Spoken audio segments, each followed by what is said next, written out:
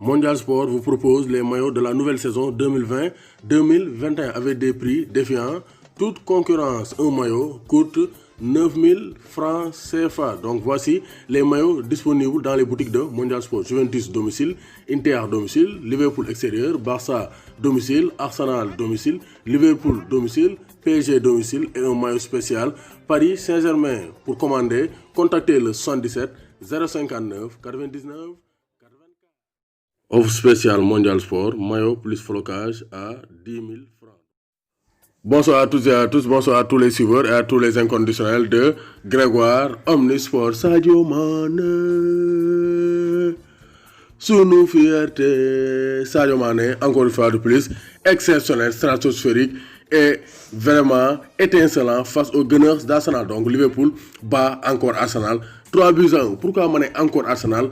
Parce que les statistiques ne mentent pas. Sur les 4 dernières années, Liverpool a battu Arsenal 2 fois 3-1 à Anfield Road. Donc à Anfield Road, sur les 5 dernières années, c'est la galère pour les Gunners d'Arsenal. Donc 2019, 3-1 le Godor, 2018, 5-1, 2017, 4, donc 0 et 2016, 3-1. Donc ça veut dire que Liverpool, son score favori, c'est le 3-1. Et aujourd'hui, ils ont encore remis une couche sur cette série de défaites d'Arsenal à Anfield Road. Donc Arsenal a gagné Liverpool.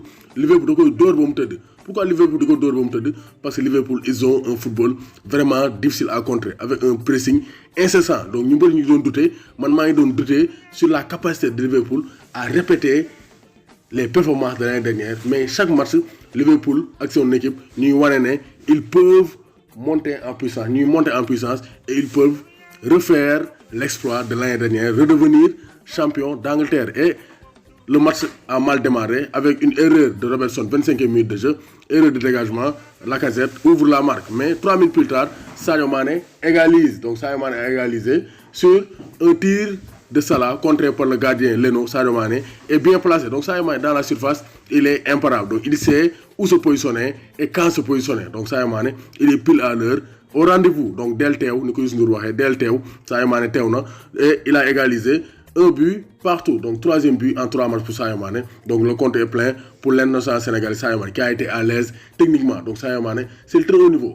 Il est à l'aise techniquement. À chaque fois, il demande les balles et il les utilise à bon escient. Si il y a des balles de côté, il provoque des fautes, il fait le bon décalage. Sadio Mané au sommet de sa forme. Robertson, donc double le 2e but à la 34e minute de jeu sur une passe décisive d'Alexander Arnold. Donc ça, c'est une spéciale.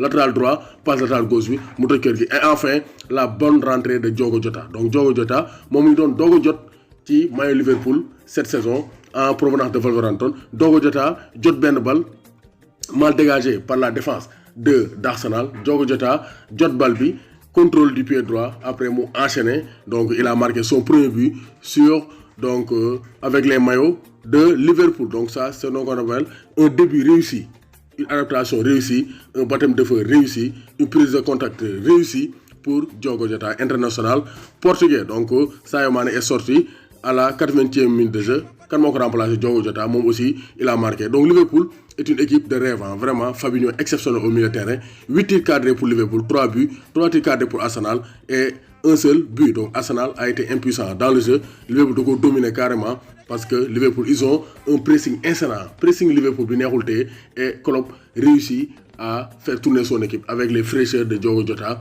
la rentrée de Milner. Donc Fabinho a été exceptionnel au milieu de terrain. Taille défense, il a fait une erreur bari. À part l'erreur de Robertson, Liverpool a été impérial en défense. Donc si Liverpool maintient ce cap, ils seront difficiles à battre en championnat, surtout avec un Sadio Mané de gala. Donc Sadio Mané, 3 buts en 3 matchs, l'international sénégalais guide Liverpool vers un 2e titre de champion d'Angleterre consécutif. Bisadio Koko Amlo Diwa, Bisadio Sadio Mané, sunu fierté. Maï bégué les chers inconditionnels de Grégoire Omnisport. Donc Fallou Ba borom Ndofane maa lay bégué bu baax a baax Djibril Sissoko maa lay bégué di la siyaar bu wér donc maa ngi bégué Assane Bopp donc maa lay bégué bu baax Ablaye Wade Amadou Ly Cheikh Dia Malick Marcelo donc Cheikh Tidiane Ndaw maa lay bégué bu baax donc Diano Diandi Khadim Diop donc la lumière donc Mody Gueye Joal Fadiouth Bara Fall maa lay bégué bu baax donc Ibou Wagué Modou Gaye Touba Pape Diop Modja Fall Fallou Dam Aw maa leen di bëggee bu baax Momo Faye Kawan Thiam Mondial Chelsea Makani Luka Modric Abdinho Arona Mbaw James maa ngi di leen béggee sans oublier le grand consultant Papalay Camara et le futur pro Omar Niang.